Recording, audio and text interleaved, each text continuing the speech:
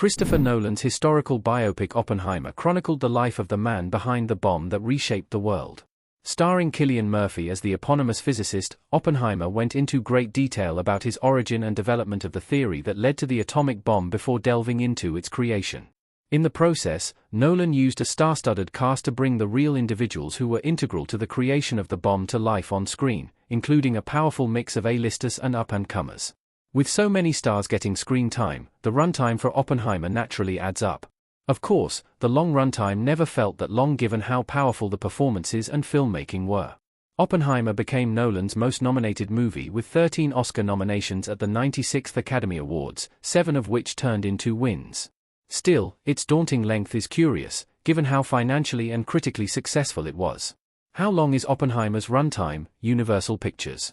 Oppenheimer's official runtime checks in at 180 minutes, or 3 hours, and 9 seconds, if we're splitting hairs, on the nose.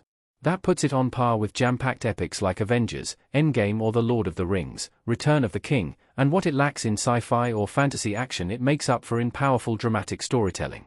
While its non-linear storytelling makes breaking the movies into chunks decidedly difficult, roughly the first third of the runtime is dedicated to Oppenheimer as a young man, and the development of the theory behind the atom bomb. The remainder covers the creation of Los Alamos, the bomb itself, and the fallout from its use for Oppenheimer personally. The lengthy runtime is accentuated by the fractured narrative and Nolan's visual style, as the primary storyline surrounding Oppenheimer's development and creation of the bomb is constantly cut with fragments from Oppenheimer's post-war security hearing, along with staggering visuals of chemical reactions that act as metaphors for the physicist's mind in addition to depicting how an atom bomb explosion unfolds.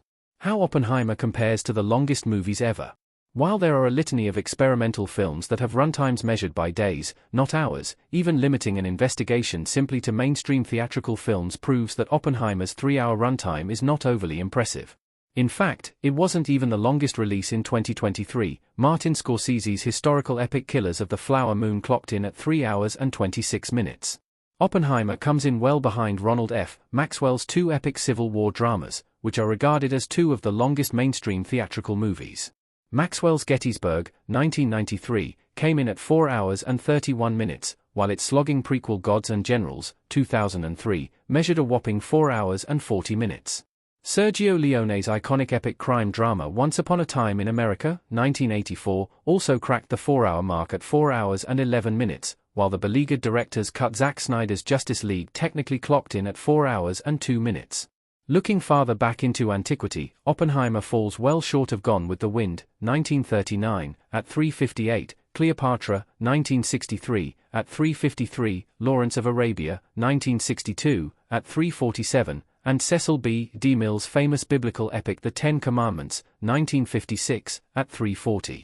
Oppenheimer was outlasted last year as well by Brady Corbett's The Brutalist, which finished at 3 hours and 35 minutes.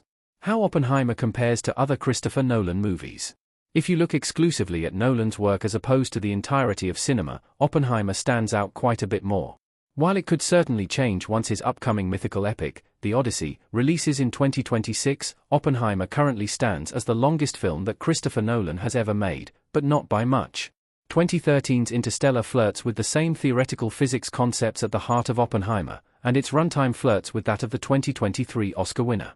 Interstellar clocks in just 11 minutes shy of Oppenheimer at 2 hours and 49 minutes. Like Oppenheimer, it never drags given its captivating visual style and gripping, time-bending story.